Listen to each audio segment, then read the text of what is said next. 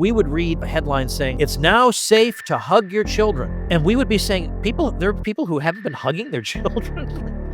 This is crazy. What kind of a world is that? If the tiniest bit of good news came out, people didn't want it. It was weird. Like I'd say, well, let's see, they reopened in Georgia and things are, they so far so good. I mean, that's an encouraging thing.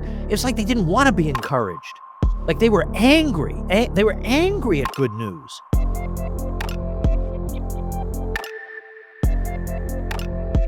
5 years after the fact, what are the lessons of the COVID-19 pandemic? Just asking questions. Tom Woods is here. He's an historian, host of The Tom Woods Show, and author of many books, including Diary of a Psychosis, How Public Health Disgraced Itself During COVID Mania, which has a foreword written by our new NIH director, Jay Bhattacharya. Because Tom so painstakingly documented his experience of COVID mania as it unfolded day to day, we wanted to ask him to reflect with us on the lockdowns, the social distancing, masks, vaccines, the ultimate effects on liberty at the end of all this, and what COVID accountability should look like. Tom, thanks for coming on the show. My pleasure. 5 years ago today, Trump declared a national emergency. John, can you roll that? Let's reflect on this dark time for our nation. To unleash the full power of the federal government in this effort today, I am officially declaring a national emergency. Two very big words. In furtherance of the order, I'm urging every state to set up emergency operation centers effective immediately. You're going to be hearing from some of the largest companies and greatest retailers and medical companies in the world. They're standing right behind me and inside of me. I'm also asking every hospital in this country to activate its emergency preparedness plan. What do you remember most about those early days of the pandemic, Tom? Well, I live in Florida, thank goodness, but I was in New York City just a few days before that announcement. And it was my last trip during normal times. In fact, I went out of my way to go to Chinatown while we were there because I know it's hard to remember all these things that happened 5 years ago, but you remember there were attacks on Chinese people because, well, you're bringing some terrible virus into our country. And I remember thinking that was unjust. So I'm going to go out of my way. I'm going to shop in Chinatown, doggone it. And You were that was woke. cheeky You were old being Woods. woke, Tom. I beg your pardon? You were being woke. Well, I was being just. We'll put it that way, okay? Yeah. So, and by the way, I had never actually been to New York's Chinatown before. I've been to London's Chinatown, which is mostly just restaurants. But in New York, it's like a whole society. It's banks, it's dry cleaners, and everywhere you go, somebody's trying to sell you a hot watch or pocketbook or something. But it was wonderful. I was glad we spent that time. Well, anyway, as we were getting ready to leave, we were starting to see indications of panic. So we got out of there, headed home, and then suddenly we got these announcements. And I think at that time, nobody quite knew what was going on. I am willing to give a little grace to people who spent a couple of weeks not knowing what to do. Now, I don't mean that if they spent a couple of weeks planning a totalitarian response that I excuse that. But I mean the average person thinking, I've never heard of anything like this happening before, and having what you would think we are justified in having, namely a basic level of confidence in the expert class that's in charge in a situation like this. You would think, well, they got to be where they are for good reason. But I remember thinking that this is really uncharted territory. And what I think some folks have forgotten who don't live in Florida, Florida locked down like everybody else. And in fact, Georgia reopened before we did. You still couldn't dine in a restaurant in late April, but you could in Georgia. So since I am a travel bug and I just can't stand not traveling, late April, my wife and I said, we're getting out of here and we're going to go have a meal. We had a couple of meals in Georgia, and I committed the crime of the century, which was I got a haircut. Because you remember at the time, Whoa. once we were told that it was a great exercise of moral judgment to stay home and not to to go out, we were told that anybody who objected to this was frivolously wanting to get a haircut or get some French fries or something. So I actually thought, well, as long as they're accusing me of it and this barbershop is open, I'm going to go ahead and do it. And I remember when just before I got that haircut, I went in and got a sandwich at a deli, and I took a picture of this sandwich and I posted it on what was then Twitter and said, I just ordered this sandwich in a deli and I'm going to sit down and eat it. And it was the biggest tweet I had ever had. It blew up like crazy. This darn sandwich. So it was a mad time, man. Were you trying to get a rise out of people? Me? Well, I thought I did think, I wonder if this sandwich will get more likes than any picture of a human being I've ever posted. And up to that point, that was true. Was true. More than any person, more than family members, whatever. The sandwich was the winner. Yeah, I mean, so Diary of a Psychosis is this kind of fascinating and, I have to admit, unpleasant, not your fault, historical document to read, just because, reliving this thing that we've tried to kind of, I think all of us to some degree have tried to like suppress that, like, let's not think about that anymore right now. But you take us through it day by day because it's the newsletters you were sending out throughout the pandemic. So we get to see, the mind of Tom Woods in March 2020. I've pulled a quote from you, March 23rd, 2020. This is, less than 2 weeks after that emergency announcement. And you say that the idea that let's shut everything down and see what happens is supposed to be this sophisticated response of the so-called adults in the room, but it's actually extremely naive.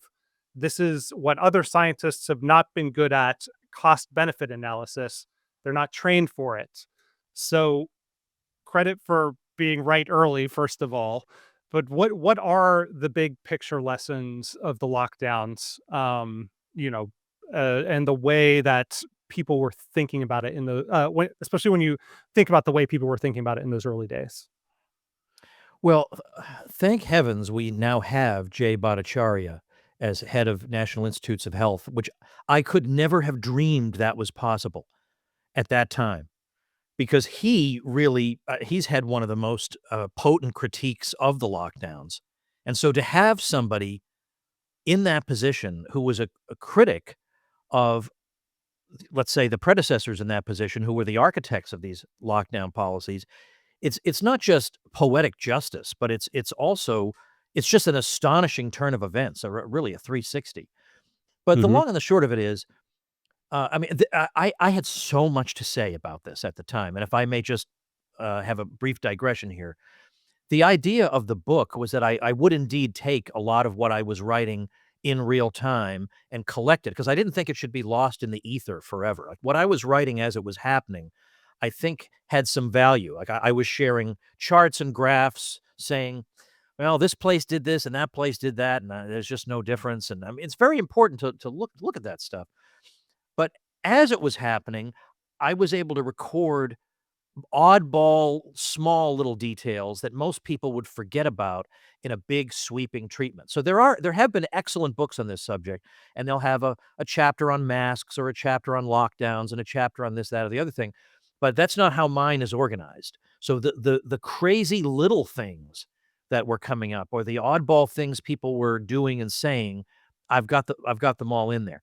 Like So, what? Tell us a few examples of things you well, might have just an example. So I live in Florida, but I don't live in Alachua County. That's where Jacksonville is. And in Alachua County, they announced that the rule was going to be that for retail space. I think it's Gainesville, by the way. Not, Oh, I beg not, your pardon, not Gainesville. I'm in You're right. Jacksonville. I That's meant to say Duval Jack- County. Gainesville. Jacksonville Yeah, Day. yeah, you're right. Thank you. So they had this rule: one person per 1,000 square feet in retail space. And so at a meeting of, I don't know what kind of town committee, whatever it is, they were asked, well, how did you come up with that figure? And one of them said, well, we thought a nice round number like that would be easy math for everybody to do. And so, like, they had come up with this rule that they admitted had really no basis in anything other than their own mental convenience. And you just multiply. There's crazy things like this going on all the time. So the gist of it is, oh, go ahead.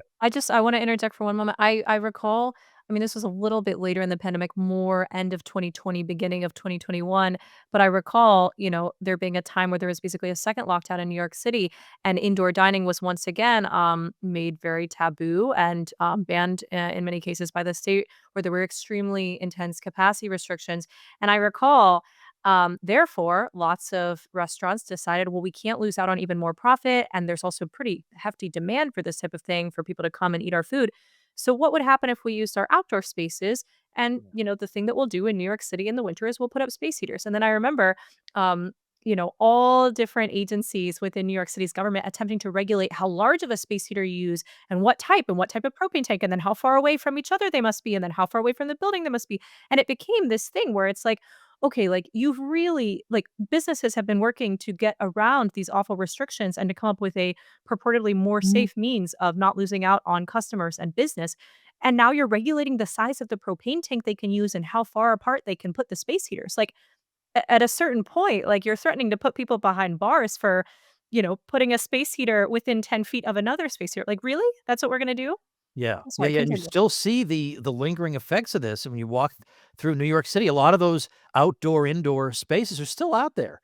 Yeah. They're Yeah. still in use in Though normal lately times. they've been cracking down on them because naturally, like, it's like the city is dynamic and can adapt, and people began to really like these little streeteries as they're called. But then as soon as people sort of decide that it's a good thing, naturally the city has to crack down on Right, it. yeah, yeah, anything So so and in a way, that instinct, that government instinct, that anything that brings people joy, we have to throw into question. but It was like that became the reigning idea that we don't exactly know what we're doing, but we know that if something causes grave inconvenience or takes away an innocent pleasure somebody has, that's probably the right thing, sure. or Yeah. but if anything extends happiness and togetherness, then that has to be opposed. And so what the results of this you can see in the meta studies.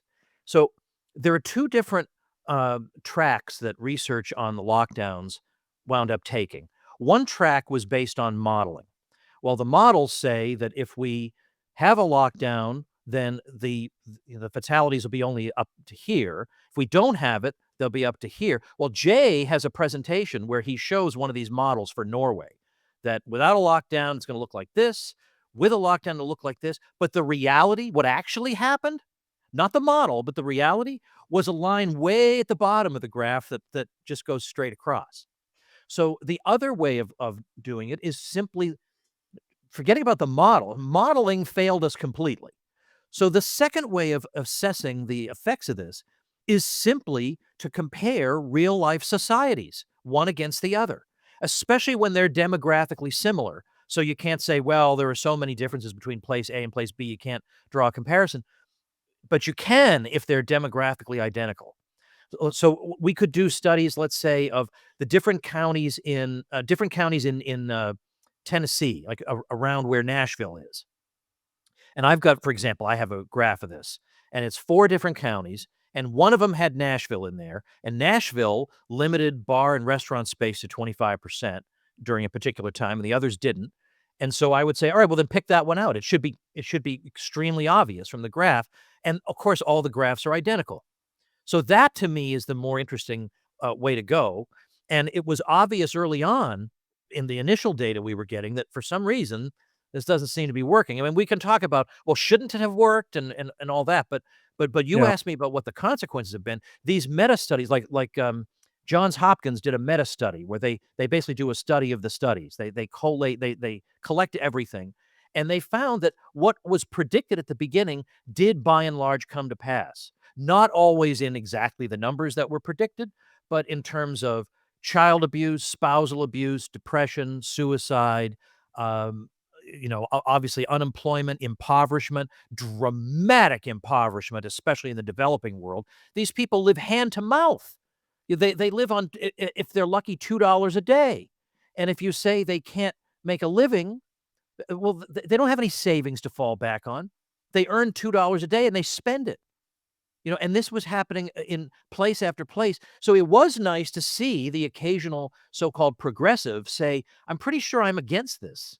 This doesn't Yeah. sound like a sensible thing. Like in Africa, it was a very, very vanishingly small percentage of the population is over 65.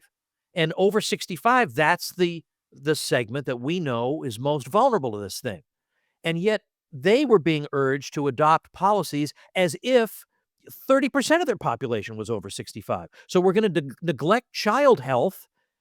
We're going to neglect things that actually children might suffer from, and instead spend all our resources on this. It was, and then not to mention all the surgeries that were postponed. Or my friend Scott Horton had a journalist friend who was told, go home, your cancer's fine, it'll be manageable, you can come back later. He comes back later and they said, it's stage 4, we're sorry. I Oh, mean, who jeez. knows how often that kind of thing happened. And the Yeah. thing is, at least if there had been some great result that had come from this, we could say, well, everything in life is a trade-off and there are no solutions, only trade-offs and whatever. But, it's just Yeah. hard to find. I did a debate. I was supposed, so the last thing, I'm sorry I talked so much on this, but I can't help myself. I was supposed to do a debate at the Soho Forum, which the Reason Foundation supports. And it was supposed to be me against, oh, gee, that was embarrassing. I can't remember his name. Oh, Brent it's Brett, Orell Brent from Terrell, yep. Brent the Terrell, American Enterprise Institute. And so I was supposed to debate him on the efficacy and value of the masks and lockdowns, the interventions. And several days before the debate was to take place, his granddaughter, 4-year-old granddaughter, died. Like the most tragic thing imaginable. So he couldn't do it and I couldn't reschedule. So he sent his notes ahead and Gene Epstein just read Brent's opening statement. And then I gave my opening statement and then we just had like an evening of discussion. So we still had it. But in that evening of discussion, I had all my slides ready to go. So I used them.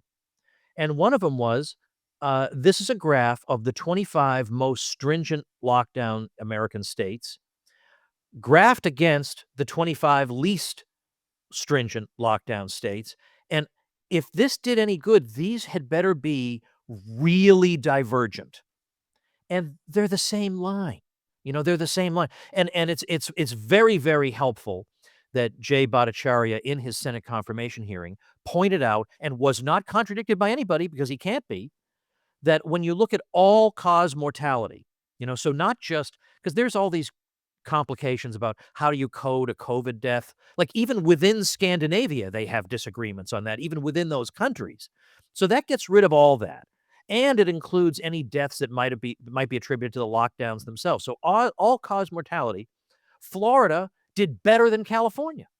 And that can't happen if this stuff worked. And in fact, what I often say is, if we were to go back to the middle of March 2020 and say to all the lockdowners, we're going to have a real live control group here. We're going to have one state that is, if not laissez-faire, then certainly not in lockdown mode for a good period of time.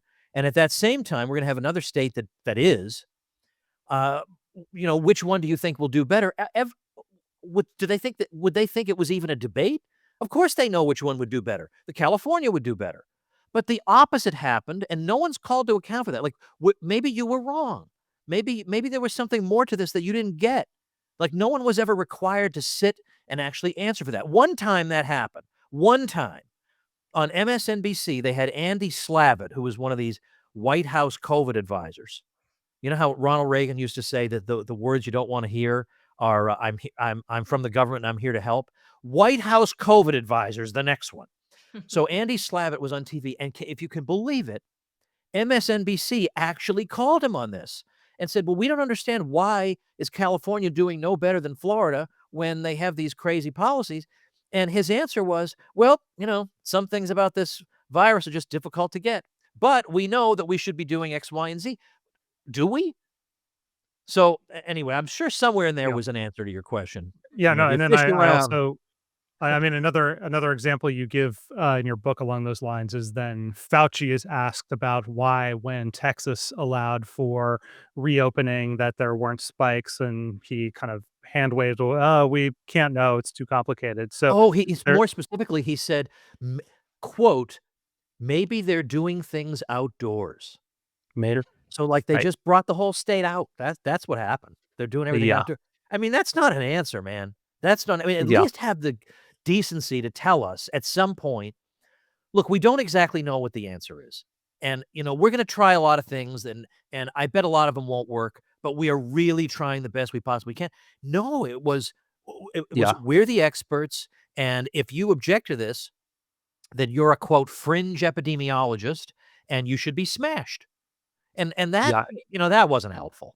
If there had been any sort of nuance or humility, I think we'd be in a very different situation right now, and there wouldn't be this kind of reaction that so many of us have had. But that was totally absent. There was this kind of false assumption of precision. I think that's why you're right to zero in on like how much should we trust modeling versus just real world results, because the modeling is what got us in this predicament in the first place to a large degree. Right. These models that ended up being wrong.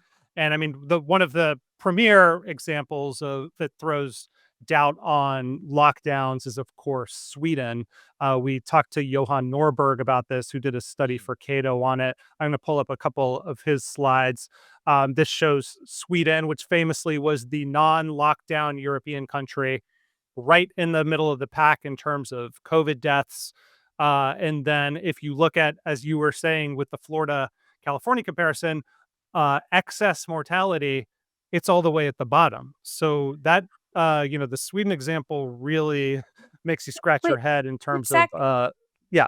Didn't we fight? Wasn't this what I was fighting with Thierry Mallory, the WEF guy, about Oh in yeah, they're another one of our episodes? Is that the WF people, they still love the well, models, my point not unsurprisingly. being But that yeah, I get in trouble a lot or whatever, or go watch our Thierry Mallory episode or anything like that, to be honest. But my point being that there's something wild about like all three of us are sitting here looking at the excess mortality data that you're showing us, and we all agree that that is reality, that that is what happened.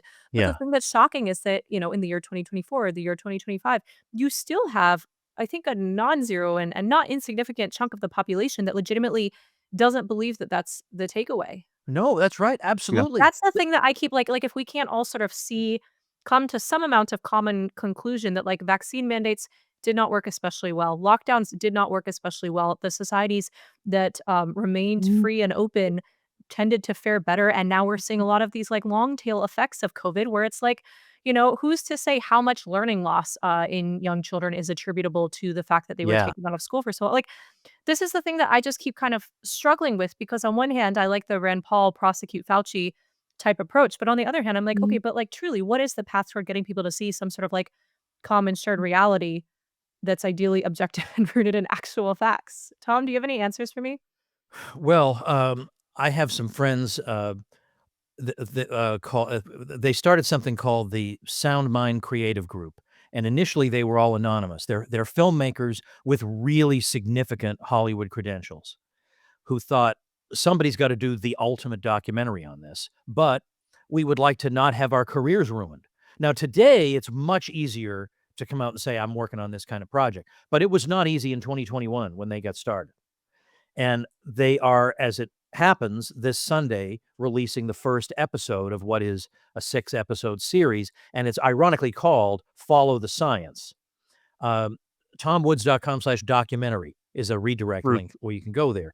And these are extremely talented people. Jay Bhattacharya stars in it. Um, Clifton Duncan, you may know, the Broadway actor who got blacklisted Mhm. for declining the shots, is the narrator in it, and it's extremely well done.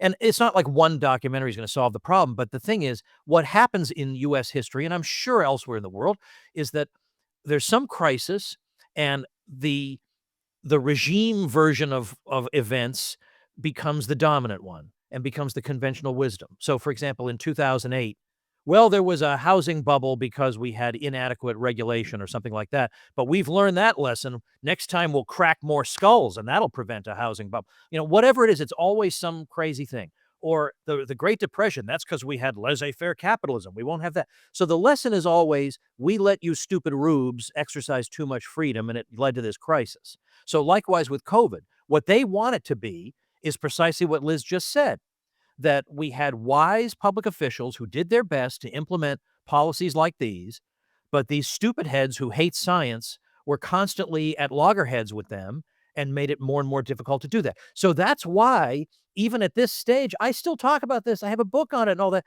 because I feel like what happens is we give up too soon on these. And Yeah. then because we've moved on to the next thing, the first thing ossifies into this awful conventional wisdom that then is gonna, make us, sitting ducks for the next time something like this happens. And That and incidentally, that if I may mention, Zach, you were talking about modeling, and then you went into Sweden. yeah. That's a perfect example. In June of 2020, the models said that if Sweden doesn't adopt a lockdown, they're gonna have 96,000 deaths. They had 4,000 deaths, so they were off by a factor of 24. So that was, so we had that, as well. And the other problem is this weird confidence Americans have in quote unquote experts. Now, I'm not a nihilist. I don't think nobody's an expert. The person who puts my car together understands how it works way better than I do. People who build airplanes, I trust them when I get on board a plane. I'm not saying experts per se. I'm saying that we attribute to experts knowledge they can't possibly have, even the experts can't have. So Anthony Fauci, he doesn't take some class in college that teaches him, well, if you lock society down, there'll be pluses and minuses, and here's how you balance them. He was making that stuff up, like there's no class on that. But people think because he wears a white lab coat that he has the answers to all questions. He has the answers to some questions. But this superstitious reverence in the expert class, like they have the answer. I was arguing with a Tennessee state legislator who couldn't believe that an uppity peon like me, who doesn't have a medical degree, was objecting to the lockdown policies because I thought it was going to do more harm than good. And I said, well, where's he getting the idea? What class did he take? Where's he getting that? He's making that stuff up. He didn't even acknowledge it wasn't until like September, October that he finally acknowledged there might be collateral damage from these policies. Yeah. It's just crazy. I mean, this question of how can it be avoided in the future is the one that, it sounds like keeps you up at night. It's certainly on my mind. And it's why I wanted to dwell some more just on those really early days, because you mentioned those first few weeks, you can kind of forgive people for being freaked out. And, just to put my cards on the table, I was very worried about the virus early on when I first heard about what was going on in China. Part of that was informed by my reporting in Hong Kong and knowing what the CCP was capable of. I was like being made fun of by my friends in LA for prepping and buying stuff early. And then in those early, I would say, for the record to reflect, my first kind of anti-lockdown or lockdown skeptical piece for Reason came out in May. Means I started it in April. Were the COVID-19 lockdowns a mistake?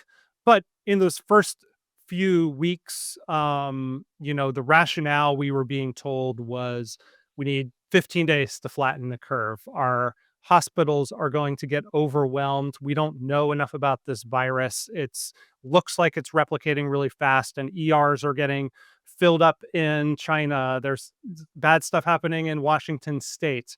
Was that rationale, the 15 days to flatten the curve, ever a justifiable one? Well, if I'm willing to give people some grace, then I would also give. I have medical friends. I like friends who went to school with me and then went to elite medical schools, who at the time were telling me we really are scared of this thing. We really are scared of this thing. And one of them in particular, who's a very prominent physician, even said to me, I recognize that there are tragic collateral damage problems with lockdowns, and I want to minimize them and have them last for as little time as possible. But I don't know what else can be done, they would say. Um, but yet what wound up happening, as we now know, I mean, I suppose we couldn't have known that then, is that, they built all these like little like tent cities where they were gonna have excess bed space for COVID patients that it folded without being used. That actually in April, on net, there were mass layoffs in the healthcare sector. It wasn't that, well, we don't know what to do. There were mass layoffs in it. Um, for the most part, I mean, perhaps New York, but beyond that, if you were to really look for parts of the U.S. that were really ever in that kind of situation, you would be hard pressed to find them. But to It some was degree, more, I think it was more in anticipation than in reality. obviously, it's an impossible thing to prove. But the thing that I am curious about is like, what if those suppression measures hadn't been taken? Would we have seen not just the hospital system in parts of New York overwhelmed, but in all other areas? Like, would we have seen just absolutely rampant, like, spread like wildfire? I mean, it's a very difficult thing to prove. But what do you make of that argument? Well, Jay says, among other things, that the issue is once you have this much prevalence of something, it can't like it's he says eventually it's going to go to 100. And he says the way he puts it is we don't have the technology to stop it. And Mm. so um and moreover, he says the poor just simply cannot abide a lockdown. And he gave the example of parts of India where one part of the city you could do antibody tests and you would find 70% of them have had antibodies of the poorest people, only 20% of the wealthiest people. So that is what he calls trickle down epidemiology. That basically what that really means is we'll let the poor bastards go out there and bring us our food while the rest of us sit comfortably at our laptops. Well, I mean, if that's the society you want, I suppose you could have it. But, um, but I mean, Zach, ever since you started in on this in Yeah, 2020, I'm sure yeah. you've thought about, well, what about those early days? Do we give people some grace, or was it always a mistake? I'm curious, given that you did publish that item in May 2020, what you thought about that.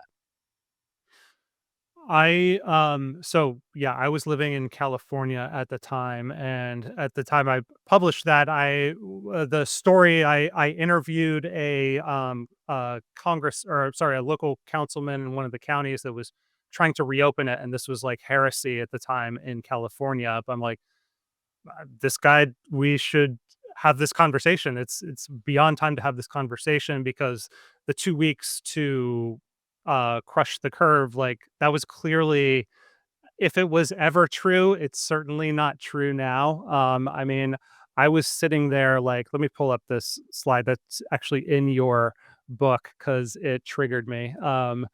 This is the kind of stuff I was looking at, was like the California would put out numbers like this, like these are the amount of cases we need in order to reopen different levels. And it was just like, I would sit there and like look at the graphs and look at these benchmarks and be like, we are never going to reopen. And Yeah. so I pretty quickly got um kind of despondent about it. And Black-pilled. on it, yeah, Black-pilled yeah, Prepper Zach. for sure. And it was I have family in Florida. I took a summer vacation to Florida in 2021, and I like to joke that summer vacation radicalized me because it was like Florida was fully open at that point, and I was like sitting on my phone reading about California reimposing the indoor mask mandate and stuff. So that was like my trajectory. But in those very early days, with the level of uncertainty around the virus, my suspicion that it might not be a completely natural virus, I understood, and I was looking at the behavior of the government and thinking like, maybe there's more to this story. So I gave, I think, a benefit of the doubt to the state in those early days in a way that I'm not sure whether I should have or not. You know, it's interesting that you bring up that slide because when California ultimately reopened, it so happened to be, as I recall, under the pressure of the Gavin Newsom recall election. All of a sudden, the state opened up, and they did not open up because they reached those numbers. That slide you're seeing was just thrown in the garbage, and it reminds me of what happened in New York City because when they introduced that, the vaccine passport program, it had some kind of a name, like the word "key" in it. Yeah, key to New York City. Key to New York City, right. So then they lifted it, but they said, "Now, but if the numbers should reach such and such level again, we're gonna reimpose it." Well, they did reach that level, and now that program had been catastrophic for vendors and merchants and restaurants, like, none of them wanted it, but they hit that number again, and I wondered, Are they gonna keep to their word and reimpose that policy, or are they just gonna pretend nothing's happening and move on? And they took the That second yeah, approach. Yeah. gotta pretend. Yeah. Yeah. Stuff like this is why, Gavin Newsom is out there. He's getting a lot of attention right now because he's doing this podcast where he's interviewing, right wingers and stuff. And people are like, wow, he's really engaging with the other side. I'm glad he's doing that. But after having gone through that, like, there is no redemption for that guy from my perspective, because I've just seen the sleight of hand that he is capable of with these numbers and what you're describing with setting something, putting aside even the optics of dining in the French Laundry while you're locking everyone down, just the sleight of hand with, saying we're scientifically going to meet these benchmarks and then just throwing it away whenever it's politically expedient is unforgivable. To be fair, I would have also wanted to dine in the French Laundry during peak COVID. The only We thing all is would have. I wouldn't have locked people down, because there's a little bit of hypocrisy there. I do want to, bring us to something that you wrote, Tom, at the end of April 2020 when you were saying, and I wanna unpack this, I wanna linger on this for a second, that many people need COVID to be the end of the world. They need it to be a catastrophe. It's a deranged cult. What led you to that conclusion? I don't know if you guys had the same experience, but it would be like if the tiniest bit of good news came out, people didn't want it. It was Hmm. weird. Like I'd say, well, let's see, they reopened in Georgia and things are, they so far so good. I mean, that's an encouraging thing. It's like they didn't want to be encouraged. Like Hmm. they were angry. They were angry at good news. And I couldn't understand that because I wanted to look around and see, is there anybody who is showing me a light at the end of this tunnel? Or is there anybody showing me that maybe it's not as infectious as we thought? I mean, maybe not, but I'd at least like to see. Is there any reason for hope at all? And it was almost like they wanted Georgia to suffer, to get what's coming to them because they dared to dissent from the public health guidelines. And I just thought, this is not normal. And I guess an area where I was really, really wrong was, you can see this a few times in my early commentaries. I was saying, look, by June, these people are going to be begging to get out of their houses. They're going to forget all about this, and they're going to say this was an unwise policy that did way more harm than good. And boy, I was wrong. No, and I hate to, I really do hate to be uncharitable, even toward people who advocated bad things. Like to attribute bad motives to them.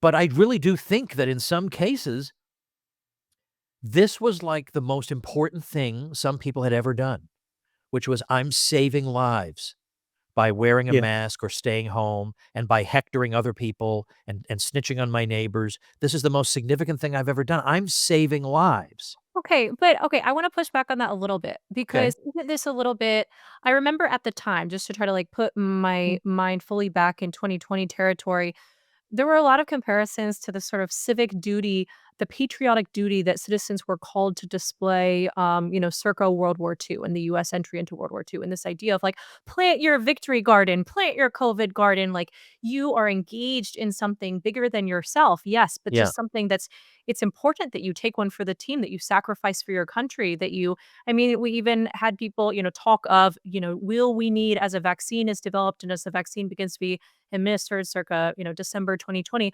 will we need people basically trained as nurses, volunteers coming into the field to be able to just vaccinate people as quickly as possible?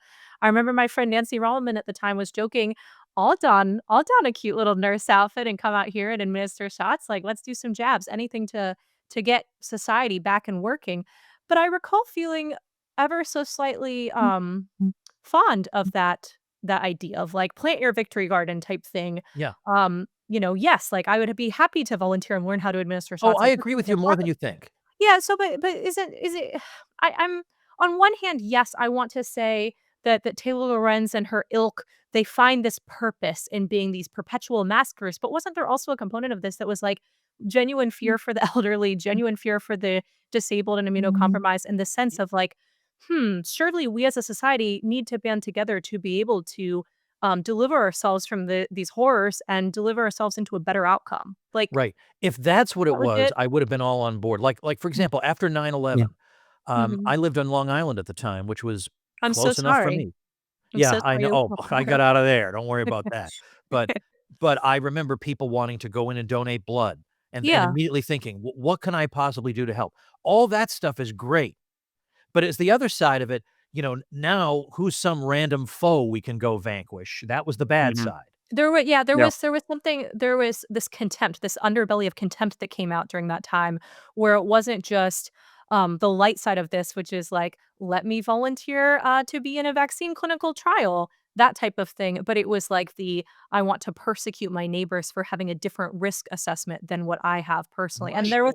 I think that that was a little bit of a rude awakening for many people, myself included, because I think for a while, my trajectory was somewhat similar to Zach's. I'd been following the virus as it developed in China, but then, especially living in New York at the time and seeing how hard it is to legitimately get space from one another and thinking about my elderly in-laws, living in the area at the time, like, there's just a certain amount of, like fear was a very dominant emotion for me, but then it quickly sort of turned into something else. It almost calcified into this, like, frustration with other people, but also this recognition that there's no way that we can just totally dismantle society and that the heavy-handed government approach just isn't going to work in the long run. The costs are too great to bear, and a better approach would be to tell the elderly and the disabled and the immunocompromised to make their own calls to try to protect themselves, but to allow other people to continue to go out and live very normally. Like, it has to be a judgment call. Yeah, ultimately, that is how, how we have to run society in general, because there are risks other than this. Hmm. If it turned out that my risk of getting struck by lightning increased by a factor of 5, I would that wouldn't change the way I live my life at all, because I'm not gonna cower in my house forever because that's not a life befitting a human being. I mean, I if I'm merely looking to preserve biological life, I could sit in a windowless room and somebody could slip cans of navy beans through a slot in the door. But that's not what I mean, life is about all the things that, were being taken from us for and taken for obviously unreasonably long periods of time. Like, it was weird that it was like half the country was living one way and half the other, because we would read things like headlines saying, "It's now safe to hug your children." And we would be saying, there are people who haven't been hugging their children. Like, this is crazy. What kind of a world is that? I guarantee that child needs your embrace, and that will have a good health outcome, you The know? thing that really got me was, and I think about it even more differently now that I'm raising a young child, but the bans on people worshiping, the bans on people, especially like for like Catholics like myself, but Tom, I believe you're Catholic as well, right? Like the inability to receive the Eucharist during this time, the government attempting to bar people from congregating and going to mass, which is, a very, very important part of our faith. And there's just something at least now that I think about it and I think about the importance of this weekly ritual, the importance of having fellow parishioners at church who've known my son since he was 4 days old, there's something that's, like, very viscerally it impacts me it hits me totally differently than it hit me at the time, where there's just a sense of, like, this is such a profoundly anchoring force in my life. You just, robbed people of this for Yeah. years. I have a friend, we co-authored a book years ago, Chris Ferrara, he's a lawyer, and he actually litigated a case in New York, and it was traditionalist Catholics and Orthodox Jews working together, Hmm. and they were both fighting this. But in particular, it was the capacity restrictions were such that retail was like 50%, but a church was only 25%. And they were arguing. I mean, now my friend Chris wanted to argue against the entire regime, like he didn't buy any of it. But he said, certainly you can't do that. Because, I Yeah. mean, it's not up to the state to decide which pastime people have is to be privileged over another one, and so you cannot do that, and they actually ended up winning that case, but I don't know what the material effect of it was. Yeah, I mean, that's something that your book captures really well that, we can talk about the numbers and that's very important, but it's harder to capture the qualitative effects of lockdowns. And your book, by its very nature, you had people writing into you, sharing their personal experiences as to how the lockdown was negatively affecting them. Do any of those, is there any example that stands out in your mind as something that's like, wow, that was really messed up in retrospect, thinking about this happening to I this person? Yeah, I will give you one in a second, but I'll tell you that I got so many of those And it was weird, like, I'm a stranger to these people, but that's how isolated people felt. They felt like a guy who writes a newsletter is the only person on earth who might Mhm. actually understand what I'm saying. And so I would get all kinds of correspondence from people about families that have split apart over this, or their kids weren't allowed to do a certain thing, or their kids' friends, parents wouldn't let them see each other, and I mean, just one thing after another. I had I had stories of suicide, like I lost my child because of this, because of the despair. And I mean, I don't know what in heaven's name to say to somebody like that, but they didn't need me to say anything in particular, just to hear it, and just understand that, it's inhuman that we weren't allowed to talk about the problems caused by the alleged mitigation measures because you were just a grandma killer. I mean, that was an unbelievably cruel way to treat these people. So what I did was I created a companion volume that I give away for free called Collateral Damage. Victims of the lockdown regime tell their stories. I went back and wrote to a lot of these people and said, "How would you feel if I put your story together in this collection?" Not one person said no. They all just wanted to be heard by somebody. So I put them together. So when you get the book, it shows you how to get that. But diaryofcovid.com is where I not only can you find Diary of a Psychosis, but that's also where I give away this other volume of real stories that. So this book is not written by me. It's written by those people. And one of the chapters in that book, by the way, is the Clifton Duncan chapter. Because Hmm. I mean, Clifton Duncan went through the most elite programs imaginable in terms of drama. And then it turned out halfway through his career, he realized he had a singing voice. So I just completed my first, after doing several cruises years ago with economist Bob Murphy, I just launched the Tom Woods cruise this year. And Clifton came on board and did a concert for us, which may have been the first time he's been on stage since they blacklisted him because he declined the shots. But this was a guy whose career was going all the right places. Yeah, I saw him on Broadway in 2018 twice. And it never occurred to me that I would ever get to meet him, but I did because of these crazy circumstances. And he had great reviews. He was on television. He it was everything was going his way. And then he just said, I neither want nor need these shots. And that was it. He lost his representation. He was blacklisted.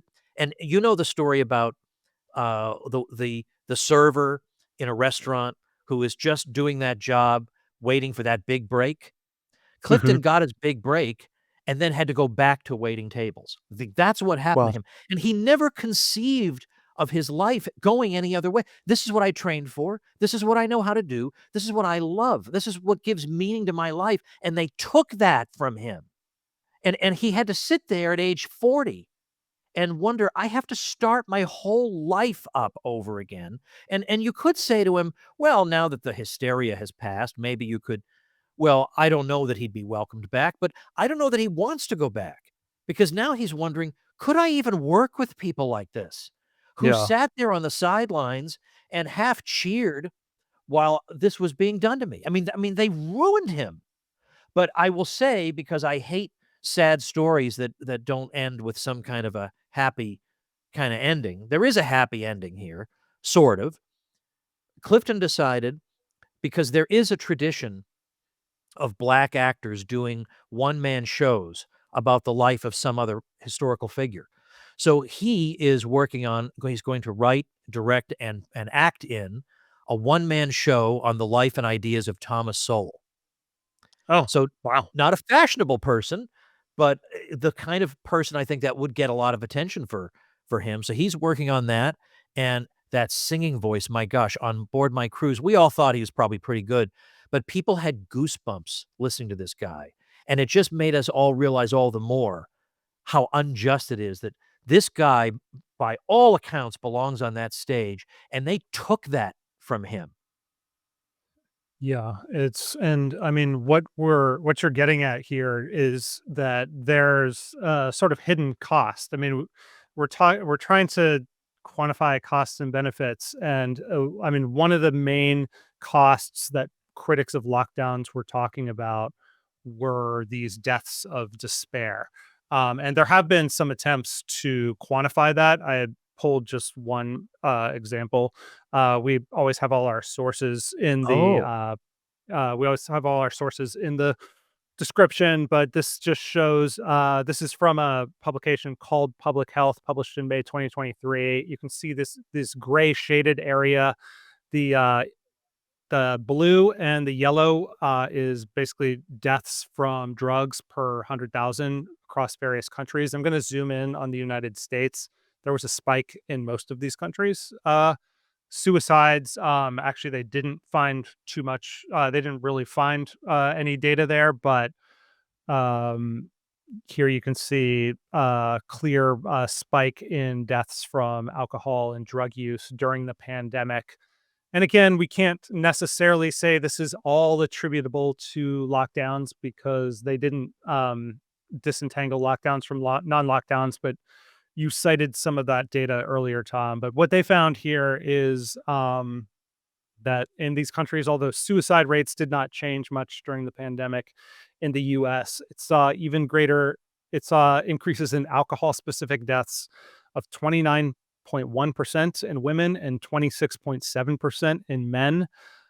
Drug related deaths among men in the United States rose from 33.5% to 51.6%, a 54% relative increase. And for women, the increase was also substantial from 14.4% to 21.2%, a 47.9% increase. There was also the issue of the world, the global poor of the world. This is from the WHO's report on tuberculosis, and they documented this black line, which goes up after I've marked it vertical in red. You see the spike in tuberculosis cases, and they say the estimated increase in TB incidents in 2021 through 2023 are the consequence of disruption to TB diagnosis and treatment during the COVID-19 pandemic. To your point that it's the people who don't have much who really bore the brunt of shutting everything down because they have nothing to save. They have no access to the medical treatments that they need when everything is shut down.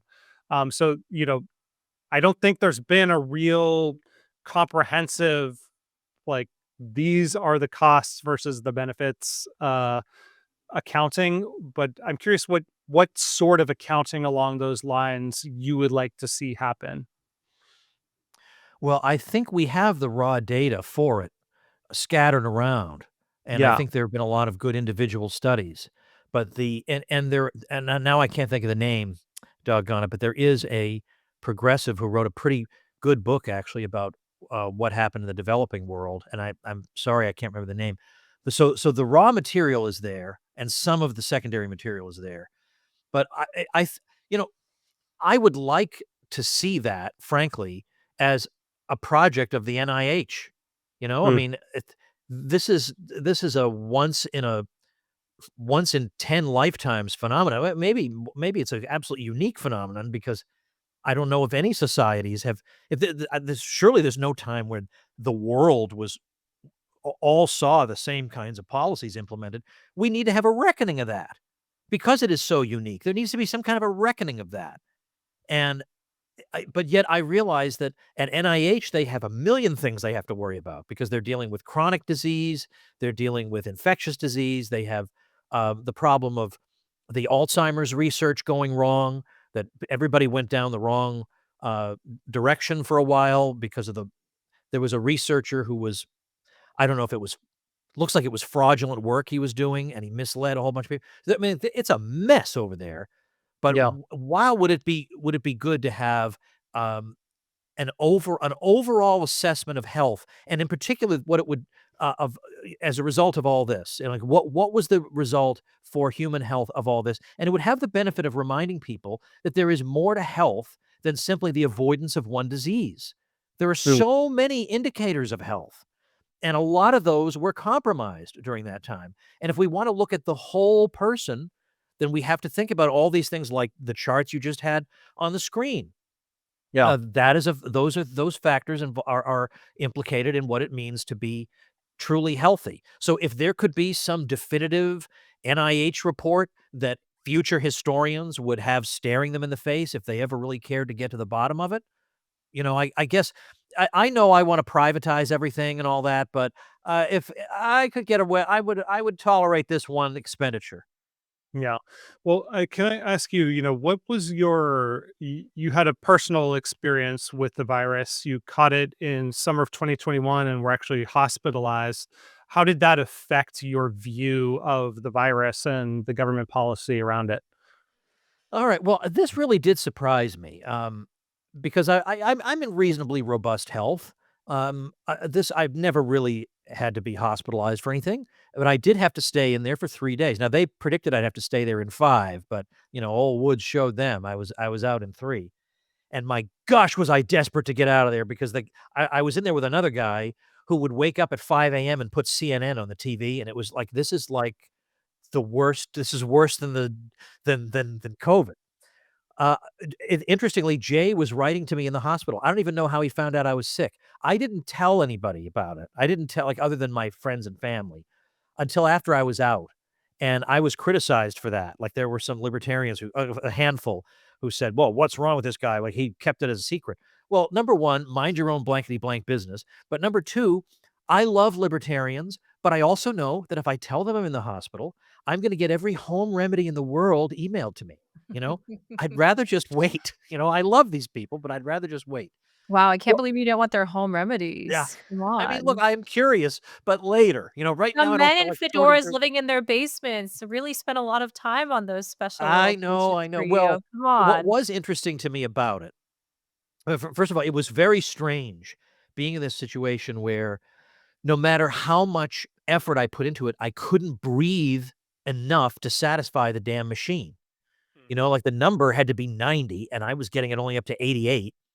And so the beeping would go off, which would mean I couldn't sleep. But I need the regenerative kind of sleep in order to get over this thing.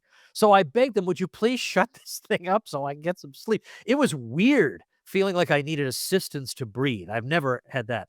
But what was very interesting to me was that after I was all set to be discharged, the doctor asked me if I'd been vaccinated, and I said I hadn't. And he said I really should go do it. And I said, Kind of a "I moot just point, had no? the thing." And he said, "It's still better to do it." And I don't know that there was ever any definitive, result that said it's better if you have it and both give if it's generally was if you have it, you have better protection than if you were just vaccinated. So I don't know what that was all about, but I just ignored that. Hmm. But I will say, by the way, I did have a handful of people saying, "Well, this ought to change the way he thinks about lockdowns." And I said, Why would it?" I said, "Not one kid should have missed one basketball practice to keep me out of the Hmm. hospital because I'm not even sure it would have anyway." By this point, the thing is out there. That's it's just it's part of being alive at this point. It's another risk factor that we have to factor into living. That's all.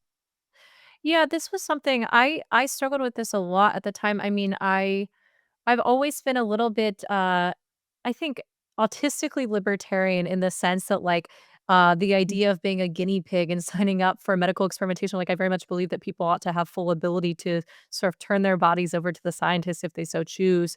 I'm a huge fan of the sort of like first doses first idea that really caught on, which frankly should be used anytime there's a scarce supply of something like a vaccine. Um, this idea of basically like there were all of these interesting and yet somehow shockingly taboo approaches that a lot of very like cutting edge, almost like Great Barrington aligned scientists were talking about. And a few folks at Cato were talking about this, a bunch of libertarians were talking about this. But this idea of like, wait, government, you just authorized usage of this vaccine. And you're saying that it's absolutely important. The only way we can really reopen society fully is by making sure that a critical mass of people are vaccinated. And you're saying it's a 2-dose regimen. Okay, great. What would happen if we did, vaccination in a very different way and attempted to do first doses first to attempt to get people not the greatest possible protection conferred on them, but everybody can get a little bit if they so choose. And it was wild to me that these types of solutions were just immediately thrown out. And then that so many people were so interested in welcoming mandates, which at least to me on a very visceral level, it immediately struck me as like, wait a second. So you want people to choose to do this? Okay. It's like the government is creating this roadmap for the way to get people to be most suspicious of this program because they're attempting to force these into people's arms. What was your initial reaction when you began to see the way the vaccine rollout happened? I mean, especially you as an objector to it, somebody who chose not to do it. It's funny. At the very, very beginning, I wasn't. I wondered. Well, okay, maybe they have come up with some miracle thing. Let's see. Let's see what they say about it, and let's see what reputable people think about it. So I didn't immediately say whatever they've come up with must be evil. Now, maybe in retrospect, now that I observe the way these people act and how they shut down dissent, I would be a little bit more suspicious if we were doing it a second time. But what's significant to me now, now maybe you'll remember this guy, but Steven Crowder, something like 6 months ago, nabbed some guy who was like the right-hand man of Andrew Cuomo during all those press conferences on COVID, and it turned out he was going to drug-fueled sex Oh, parties yeah. during.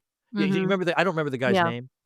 Um, Here, I can easily Which, find it. by the Keep way, this talking. goes to show, let me just parenthetically say, anybody who ever gets bad publicity. Mhm. This is a guy who was the right-hand man of Andrew Cuomo. No. He was on people's screens every Dr. single day. Jay Varma was his Jay name. Varma. Yeah. We Yeah. couldn't even remember his name, so it doesn't matter. Yeah. Don't He's a worry dime a about it. In dozen. 2 weeks, nobody will even remember you. So Well, far anyway, we've got Jay Varma, we've got Gavin Newsom. Let's throw Neil Ferguson in there as well as someone who was a high COVID priest who then went and had an illicit affair during right. as he was No, no, but I bring providing the him up model not selecting because of people. that.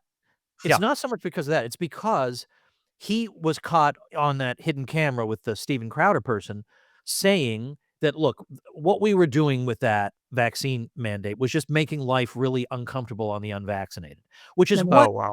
in my book, I Mm. quote a couple of Canadian officials as being very frank about that. The purpose of the vaccine mandate is not to make you safe. The Hmm. purpose of it is to make life very unpleasant if you don't get the shot. And Yeah. so so he openly admitted that. Now in public, they would all say, "Well, this is to keep safe spaces for everybody." But what he was basically saying was, "We're not gonna force you to get it. We're just gonna make it really, really hard on you not to get it." And that's exactly what was happening. But what but then because if we look at the numbers, you can look at the numbers. In California, you can look at Orange County versus LA County. They had the mandate in LA County, not in Orange County. The numbers are the same. But you would be misunderstanding the purpose of this thing to think, "Oh, I guess it didn't work." Well, it worked if it made people say, "All right, I give up. I'll go ahead and get it." And that I don't know. I mean, it probably did bring about compliance in some cases, but it didn't have any health consequence. So I have a galaxy brain take that I want to test out for you. Hopefully it's not incredibly stupid. It might be. But I kind of like that the government revealed its entire toolkit of coercion to us over the course of the COVID-19 pandemic. Whether it was through the actual explicit mandates, whether carried out through the federal government via OSHA or carried out via state and city governments, they had their explicit mandates. And then they also had a whole bunch of public officials who were in charge of crafting those mandates who would then tell on themselves. They would say the quiet part out loud and say that, well, it's not even just about the mandates actually ensuring that people get the vaccines. It's also about making life as hard as possible for those who object to this. So they very much made their motive super clear. And then at the same time, we now have a lot of awareness of how much jawboning of social media companies the federal government was in fact doing, using all of these back channels to attempt to really suppress the type of information that people can be trusted to be exposed to. And so it's almost as if the government was kind of communicating. I mean, we know this now, but it's like the government had all of these different channels that they were using to attempt to coerce people into living a certain very specific way. And I mean, it was awful, and I'm so angry about it, and I'm so angry that it seems like nobody's really going to take full accountability for this. Like, I would love to see a culling of all of the public officials who foisted this upon us, and ideally a culling of everybody from every teachers union who forced schools to stay shut for so long. But I at least the next time a national emergency comes around, I feel like is it possible, or am I being too naively hopeful that people will just be more exposed to the coercion toolkit of the federal government and will make different choices and be far more skeptical next time around? Well, I definitely think that now we'll have a fairly informed and resistant minority that we didn't have before. I mean, if you can trace that out by just looking at the favorability results for polling about Anthony Fauci. He started off 90+% favorable, and then there got to a point where it was slightly unfavorable, 40 something to 40 something. I mean, that's a wild swing in such a short amount of time. So, yeah, I think it would be hard to bring everybody on board for this again. But at the same time, I do fear for countries like the Philippines, where there was no dissent in the Philippines whatsoever. Everybody just did what they were told. In principle, children were not allowed to leave the house for 2 years, in principle. Now, sometimes that was observed in the breach, but at any time, they could clamp back down on that. It was absolutely insane, and there were countries, where it wasn't like they had Zoom school for 2 years, and it was inconvenient and annoying, but at least they had something. There were places where there was just nothing. There was just nothing at all. No education going on at all. Um, so although I feel like if we were to be in this situation again, we would be much better positioned to know how to resist it, how to recruit more people to our ranks. That's only for the US.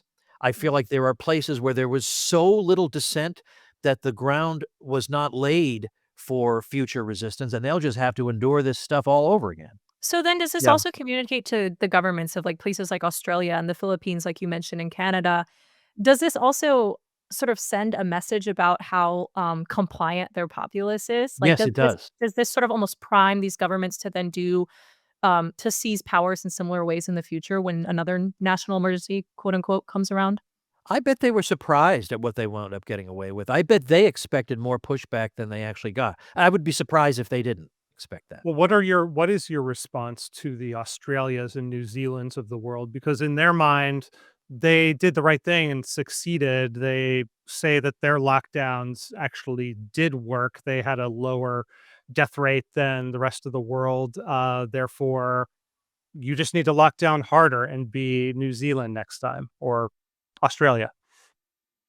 Okay, well, thank goodness I have the contrary example of Sweden because, look, even if Sweden had a trivially greater death rate, even if it did, I mean, it's not worth turning your society into a prison camp, you know? And I would hope, as in particular, that I wanted to start a group. I thought there should be a group called Grandmothers Against Lockdown, saying, "Look, when I was younger, I got to have all these irreplaceable moments of joy, of youthful joy that are being taken from you.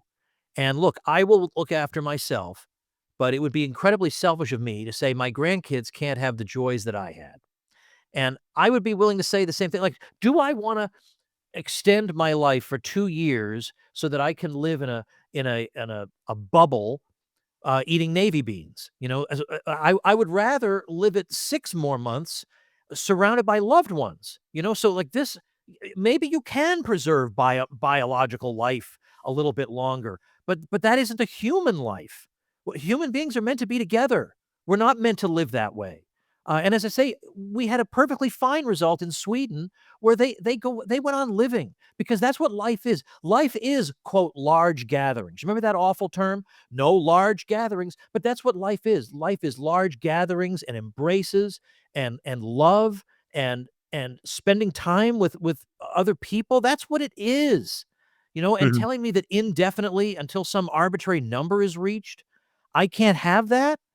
I can't imagine that there's enough good that could come of that could make that justifiable. Yeah, and I also feel like, there's when it's the government imposing it on you, it creates this kind of, like, we saw a lot of hostility basically, like, against things like masks, which I wanna ask you about in a second, but, like, it was when you look at a free society like Sweden, it's not like early on they were just doing nothing. People were voluntarily making decisions to protect themselves and others, but it's like it makes you wonder, like, if you didn't have the thumb of the government on the scale, maybe people would. It's not like everything would just the virus would just rip through society. People would take more rational steps to protect themselves. I think that's still the kind of myth that's living on in people's mind of like a more laissez-faire approach necessarily results in just everyone acting like an idiot. Well, Um, Jay's thing is he said in his Senate confirmation hearing that the kind of science he envisions is a science that informs the public and then lets the public make rational decisions on the basis of that information and yeah, trusts the public with the information. And if as long as I brought that up, I might also add I found it extremely interesting and revealing what was lacking from that Senate confirmation hearing, and that was no confrontations between Democrats and Jay Bhattacharya over the Great Barrington Declaration and his opposition to the lockdown policy. They would have gone nuts about this 4 years ago, but now not even one word. No Democrat brought it up. Now, a couple of Republicans brought up the COVID restrictions in order to highlight Jay's heroism about it, but no Democrat said a word about that. Because why? I think because they know it's a loser. yeah. Nobody wants to look back on that now. That's a loser. And it wasn't a loser early on. Early on, you were a grandma killer. And Jay, and also I think they knew Jay is so ready. Like, if you're going to go against Jay Bhattacharya arguing lockdowns, you better be really, really top level ready. We actually have a clip of Jay Bhattacharya testifying during his Senate confirmation hearing. Since you brought it up, this was there was a slight confrontation. It didn't have to do with the Great Barrington Declaration. It had to do with whether or not the Trump administration is going to take vengeance against scientists through its grant-making process. Let's roll that because I want to hear your thoughts on Bhattacharya, who, as we mentioned, wrote the foreword to your book. I want to sound the alarm that some very dangerous things are happening to scientists and researchers at NIH right now.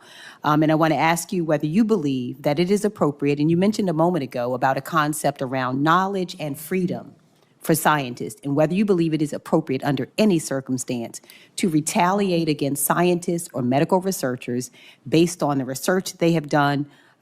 Do you believe that? No, Senator, I've been subject to that myself. I know what it's like to be subject of devastating takedowns by top officials at the NIH specifically, and I will never do that. I absolutely commit to making sure that scientists are treated respectfully, especially those that disagree with me. Now, you've even said that you believe, and you've spoken out against a culture of conformity in science and have criticized institutions that you allege destroy the reputations of scientists who do not conform with their viewpoint. I believe that is what is happening right now at NIH. In fact, your soon-to-be boss, Mr. Kennedy, when I questioned him about whether or not he would supplement his judgment for that of scientists, he said he intended to replace bad scientists with good scientists. Is this your viewpoint as well? Well, Senator, I think that science is. I don't know what the nature of that conversation, but I think that the way that you decide what is good and bad science is by conversation, by data, by replication. I'm absolutely committed to making sure that those processes are in place at the NIH. So that was Senator Angela also Brooks, Democrat from Maryland. What do you think about the concern she's raising there, and what do you hope Bhattacharya accomplishes at NIH? Well, while that was playing, I called up a passage that I've used in my newsletter, used it last month, from Vinay Prasad from University of California at San Francisco. And this is probably not the way the senator thinks about it, but this is the correct way to think about it. He says, interestingly, the one type of diversity that NIH is not interested in funding is intellectual diversity. He says that's probably a reason why they've had so much stagnation on intractable problems, such as cancer and neurological conditions. They went all in brute force sequencing of tumors and the amyloid hypothesis, for example. The government cannot be a welfare program for everybody doing low quality, low credibility, irreproducible, low value of information research. It has to use public dollars in a wise way. That has absolutely not occurred in the past. A pause is necessary to tackle this intractable problem. So I mean, if that's what we're driving at, I'm sure that the senator has something else in mind, but I think Jay's point is that he himself is an example of somebody who had things to say of medical significance, but who was dismissed, suppressed, treated as an outcast or a pariah, and that's not the way he even says at another point, he says, that's not the way he wants to run NIH. He wants to run it so that even people who disagree with him have a place at the table, and they just have conversations like normal adults. Yeah. And then, now that he's there, what are you hoping he actually accomplishes? Well, this would be interesting. Now, look, I have this pet project I'd like to see him implement, uh, which would be, look, I think I'm a big fan of Terrence Keeley, and I think there's a great case to be made for privatizing all this stuff. Now, there's a however coming. The however is, as long as we have the system we have, my next best solution would be think back to the way Stanford University treated Jay himself. Now, Jay has a degree from Stanford. He's been a professor at Stanford. He's been a welcomed colleague for years and years and years. He's done tremendous research, mainstream research on a lot of important topics. And then this came along, and they treated him absurdly. Now, Stanford gets, what is it, $700 million a year in grant money. Now, Jay is not a petty person. He would not say, well, I'm canceling all that money because you people treated me like like an outcast. But it would bring me great satisfaction if he said the NIH funding of a university is in grave doubt if it treats any scholar on its campus in the following way. And the following way will be the way Jay was treated, or Scott Atlas, more absurdly still, by Stanford. Yeah. I would love to see that if you're going to treat people like this, feel free. Go ahead. You're just not going to get any money. That'd be a start. That'd be something.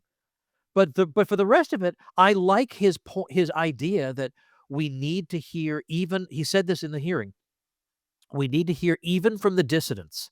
And the dissidents can be wrong too. But he says in science, a lot of the times we're wrong. We have to expect that we're going to be wrong.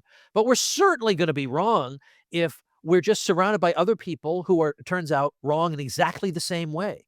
Maybe that guy over there is right. Like, for example, even during COVID, we were told, well, you need to use a ventilator. The ventilators are key to this thing. And there was one physician in New York who made an amateur YouTube video of himself saying, I actually think the ventilators are doing more harm than good. And so if we're supposed to listen to the science, we would be told, well, that's just some crank with a camera who put a video on YouTube. So what does he know? Turns out that guy was right. And I think Jay's point is there are a lot more of that guy out there that we don't know about, and we're never going to find out about them with the attitude we've had up to now. Yeah, speaking of universities, I want to bring us to the topic of the mask, which the federal government sort of originally, early in the pandemic, sort of waffled on, right? Originally the Surgeon General Jerome Adams told people to stop buying masks, claiming, that they were not effective in preventing COVID, which is now sort of known as the noble lie, though I would take issue with that terminology because I really just don't think lying is noble. And then, very soon after, the US government reversed course and said, well, actually, we were just saying that because, there were shortages. We were worried about shortages. Actually, it's very important that you mask. Now, it's very rare to see people masking in public. But one prominent counterexample of this, at least as I understand it, is university students, who've been having this little protest movement.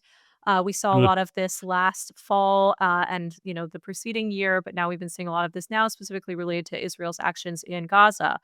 Um, it feels like masks are quite a political symbol. When you see somebody wearing a mask in public, what do you assume about them? They are just, they are just, i- I'm trying to think of the exact word, but they are immune to evidence. That nothing can get through to them. Now, and I say that again as somebody, I don't want to come on here and sound like, well, I knew everything from the very start, and if only people could be more like me. I didn't. And in fact, early on, I thought maybe masks were the way out of this thing Because what do I know? I mean, why would I know anything Same. about that either way? That's not my field or anything. Maybe they would work, but I'm all about those doggone charts. And if you're going to show me the graphs of health outcomes in Europe, and they're all different, in other words, if I look at, let's say, Austria, England, and a bunch of other countries, and I try to pick out where in each country did they introduce a mask mandate, it's a different part of the graph in each case. It's all random. And then again, comparing two places side by side, it's all random. I also want to ask those university students, where's your study showing that those of you wearing the masks are healthier than I am? I Okay, want to see that but study. but I okay, so here's my thought, and the thing that I really want your perspective on is, like, I would be shocked if these students who are, 19 years old are actually afraid of the virus. Instead, it seems like it's almost like the boilerplate leftist uniform. Like they almost want to be at the vanguard of, Yeah. like it's like they're so afraid of the Columbia students are so afraid of NYPD cracking down on them and trying to identify their faces that, this is just like Black Bloc is a means of keeping yourself safe and making sure there's no identifiable features. It's like masks are yet another means of covering your face. Like it almost the mask has taken on meaning beyond virus mitigation, right? Like, Right. But I tell me see, about that. because I'm never on college campuses anymore. The only time I see masks for the most part is at airports. Mm. Which is so weird because you're gonna be perfectly fine on an airplane. You know how their air filtration system works? But I figure there's no point arguing with these people. It's on airplanes that I see them, and those people aren't engaged in political protest. For them, it really is they're trying to tell me something about the way they think, and I hear their message loud and clear, and I've looked at all the studies that Cochrane review, that was headed by a guy, interestingly enough, named Tom Jefferson. uh, he ended up by saying, "Look, it is irrational to mask. It makes no sense. It doesn't. You're going to get no benefit from it at all." And I might have thought the other way around. I would have thought maybe something would come, but it turns out it doesn't. But you're right. Yes, it has gone from one thing to another, and of course, what has I think also contributed to that is the Trump issue, which is if Trump, who did wear a mask for a little while, but if Trump is ostentatiously not masking, then that's all the more reason for a particular kind of person to mask, and that's just sad to go through. I like some things Trump does. I dislike other things Trump does, but I'm not going to decide whether or not I wear something on my face on the basis of what he does. I mean, what kind of a life is that? Yeah, I will admit that I was a little bit vain during the early chunk of the pandemic, and for a while I was wearing my little mask, and then I was like, "Wait a second, I feel like this accentuates my eyes. This is awesome for me." I'm terrible at applying lipstick, and I really like my blue eyes, and so, a black mask really provide like, as a fashion statement, it felt like, "Cool, we can have this new futuristic uniform that we all take part in," and then it very quickly became like, "Oh my god, this is oppressive. You can't communicate with Right. people. This hinders." I mean, even now, sometimes you encounter this in big cities, especially. I don't know what people are saying, and I care about listening to them. Even if I don't like them, I care. Right. It's So if awful. even we have that problem, then we can only imagine what infants and toddlers were having at that Oh. time. And it was very interesting. There's a major, I don't know if it's the American Academy of Pediatrics, but a major pediatric association used to have articles on its website about the importance of facial cues in helping like young babies and toddlers learn communication. And during COVID, they took those articles down. Like, they didn't say, "Oh, it turns out we were wrong about that." They just got rid of them, silently got rid of them. That's not normal. I mean, that's disturbing. This is one of the things that radicalized me. Two of the things that radicalized me most, over the course of the pandemic were, one, mothers in delivery rooms, being forced to mask while they were actively giving birth, making it so that the first sight that their child has is not the mother's bare face, lovingly gazing at it, but instead a masked mother, which, I mean, I think that that's like two atrocities in one. It's like an atrocity on the part of the mother who's laboring with her face covered, but also for the child's first view in the world to not be the full face of his mother. But then the other thing that's really just absolutely continues to blow my mind is I was shopping for daycares for my son in maybe it must have been January of 2023 in Brooklyn, New York. And I just kept encountering their masking policies over and over again, like that late in the pandemic, and then touting this as if it was some sort of selling point for me.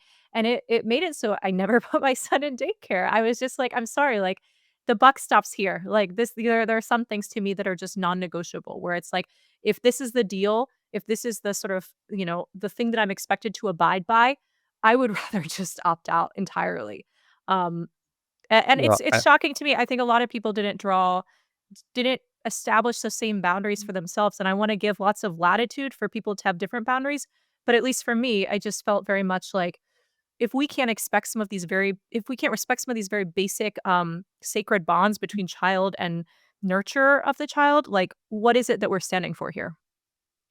yeah, and I Sorry. wonder how much, that attitude that you're articulating, Liz, has it seems like it's sunk in broadly across a lot of American culture.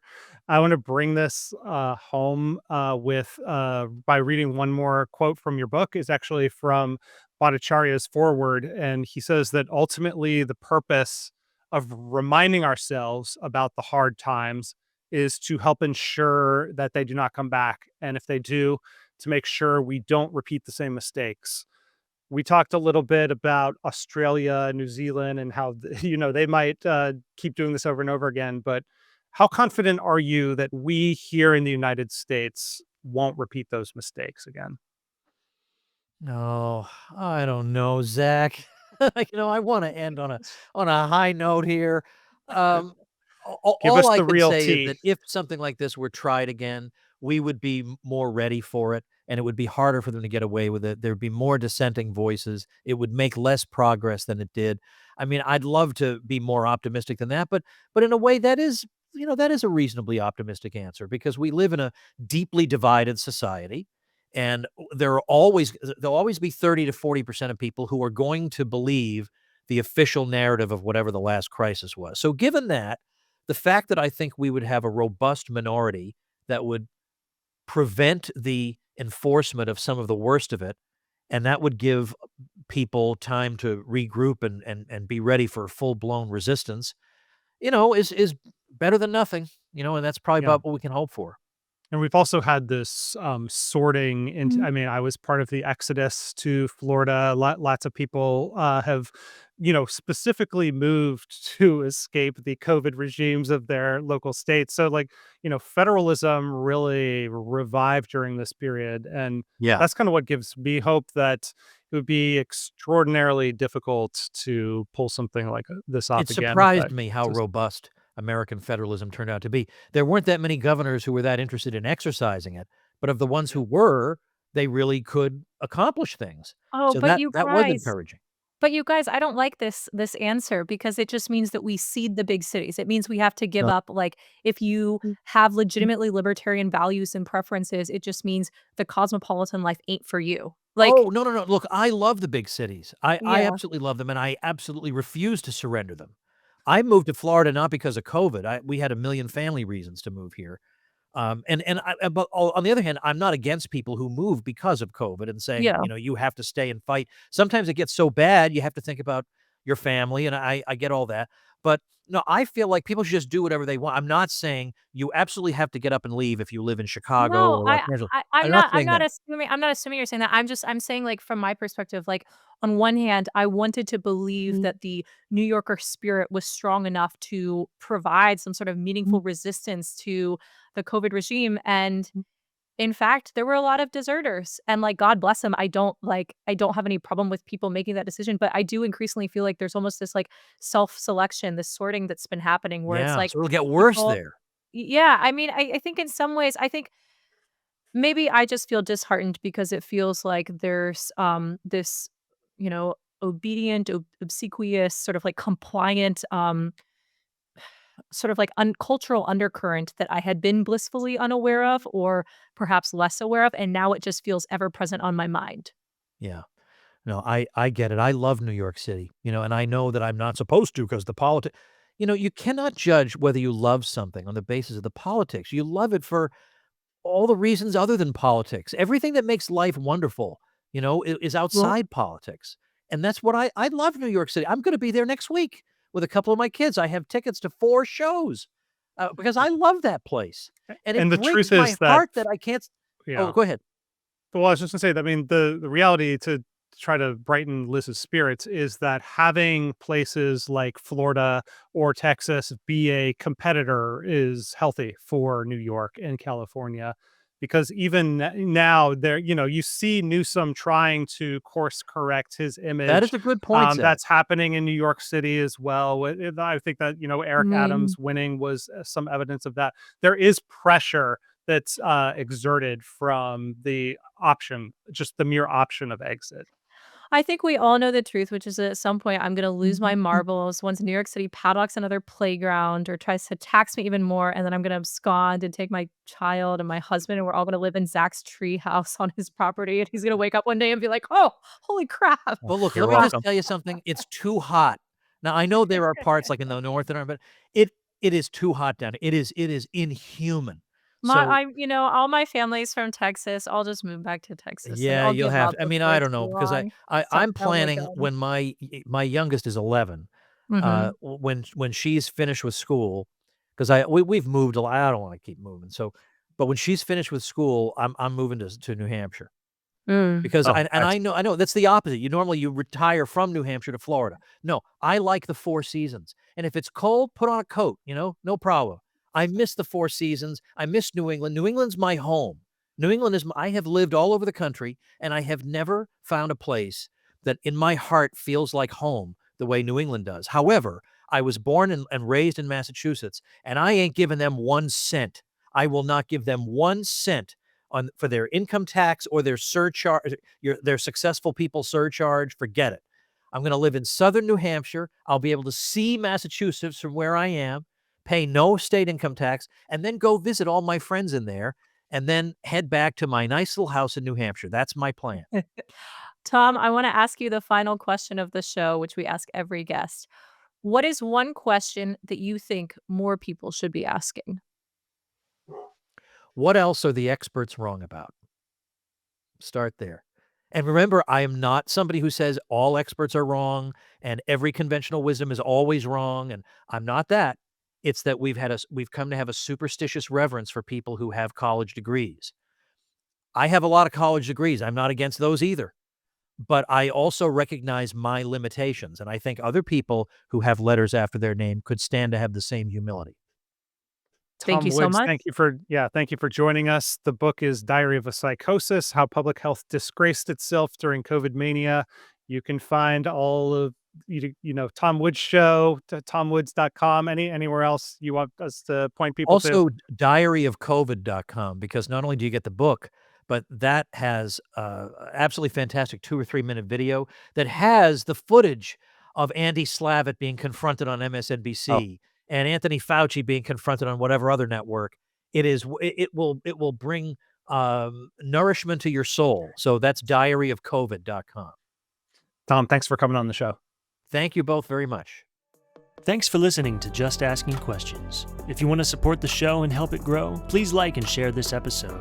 Leave a comment letting us know what you think, and if you have questions you'd like us to answer or any suggestions, you can email us at justaskingquestions@reason.com. See you next time.